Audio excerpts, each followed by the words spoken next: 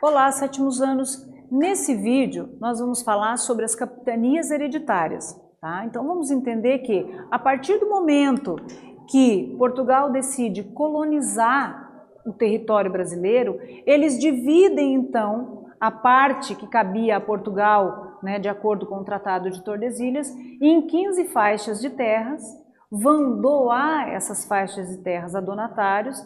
Esses donatários vão receber essas terras, né, a partir da carta de doação e do foral, lembrando que essa carta de doação não era uma escritura de propriedade, eles não eram proprietários dessas terras, né? Eles eram os donatários com direito hereditário, ou seja, os seus descendentes também teriam direito a essas terras, onde eles deveriam desenvolver, produzir riqueza nessas terras, né, porque era o que interessava a coroa portuguesa, e teriam ali, seriam a autoridade nessas capitanias, né? Teriam o direito de julgar e de condenar índios, pretos e pobres que vivessem ali, tinham o dever de expandir a fé cristã, né?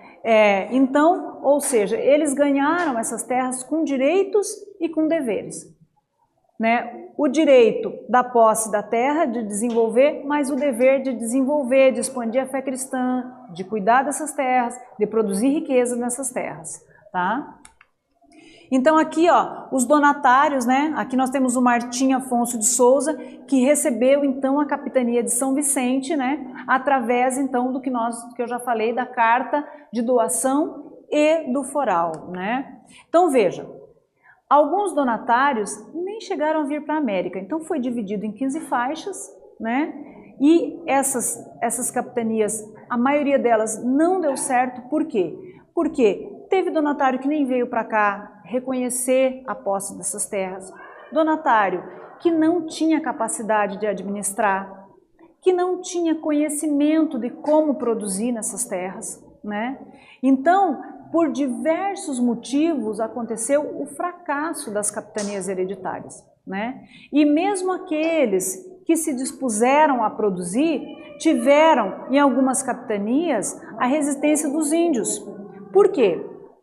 Porque nessas capitanias começaram a desenvolver os engenhos de produção de cana-de-açúcar. A mão de obra, a princípio, era mão de obra indígena. Só que muitos índios não aceitaram ser escravizados e aí entraram em confronto com os portugueses, né? O que também levou ao fracasso dessas capitanias hereditárias. Então veja, essa divisão foi feita para conseguir iniciar a colonização e produzir mais riqueza para a coroa portuguesa. Mas, na verdade, só 2 das capitanias é que tiveram êxito, né? Então, produziu que foi as capitanias de Pernambuco e São Vicente, que produziam cana-de-açúcar, que conseguiram se organizar e convencer os índios. Posteriormente já começaram a trazer os escravos, né, os negros africanos que foram escravizados aqui, e aí conseguiram produzir, ter êxito e lucrar, né, para a coroa portuguesa. As outras não tiveram êxito. Agora, o que facilitou esse êxito? O que facilitou, que permitiu a produção de açúcar aqui no Brasil? O clima tropical, o conhecimento dos portugueses, porque eles já produziam cana-de-açúcar na Ilha dos Açores, por exemplo, né?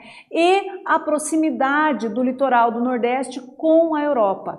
Todos esses fatores ajudaram, então, a que essa atividade da produção de cana-de-açúcar desse certo aqui no Brasil, tá? Então, veja, isso aqui é um modelo, né, um desenho do Franz Post, uma obra do Franz Post, mostrando o engenho de cana-de-açúcar, né, que era a forma como eles produziam, e era a unidade onde as pessoas viviam, né, e então assim que passaram a colonizar o Brasil. Eu espero que vocês tenham entendido, espero que vocês tenham gostado e até a próxima.